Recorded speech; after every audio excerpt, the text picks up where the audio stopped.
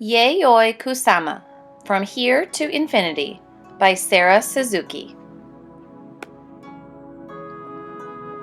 Yayoi Kusama was born in the country of Japan, on the island of Honshu, in a town called Matsumoto City.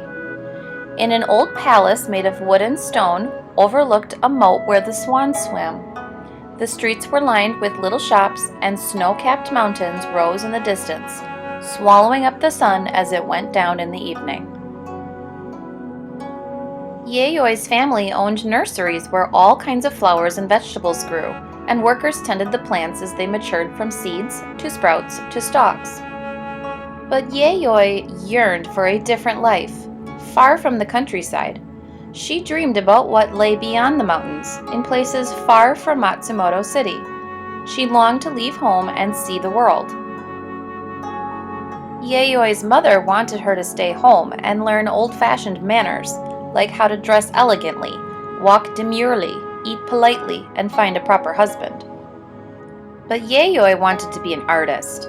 Every day she went outside with ink and brushes and paper. She drew things that she saw and things she imagined.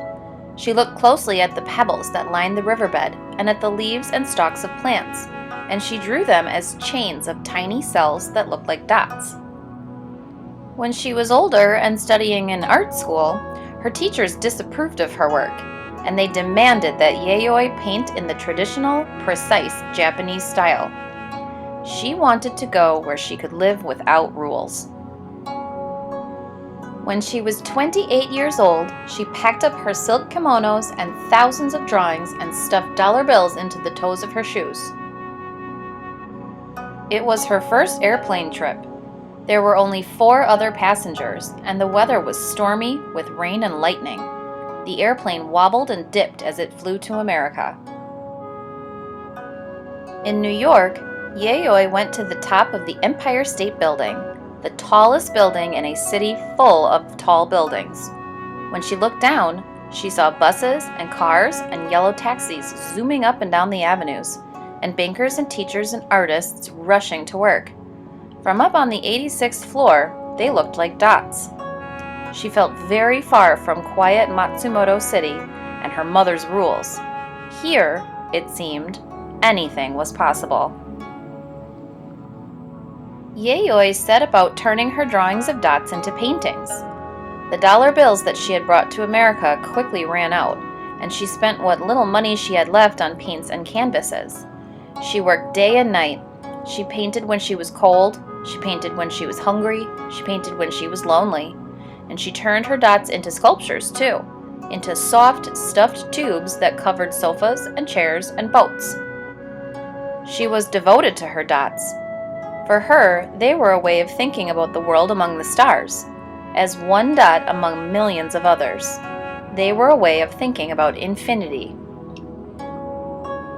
Sometimes, when she grew frustrated, she visited the Museum of Modern Art.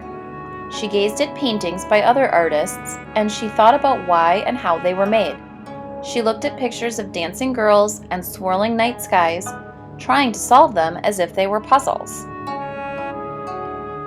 Her paintings seemed so different from those she had seen at the museum. When she at last was ready to show her work in public, she invited all the friends she had made in New York.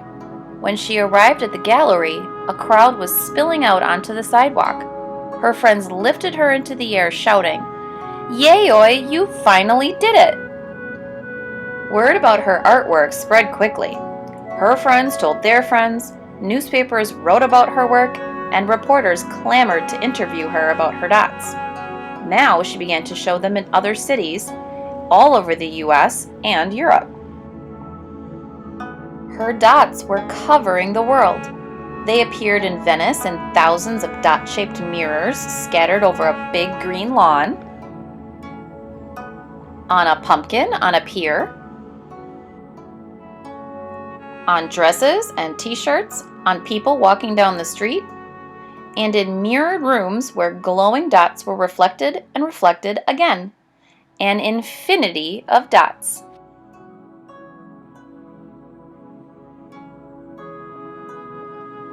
Having visited many countries all over the world, Yayoi returned to Japan. The country had changed since she left, with many different artists challenging the old traditional style, as she had been doing all along.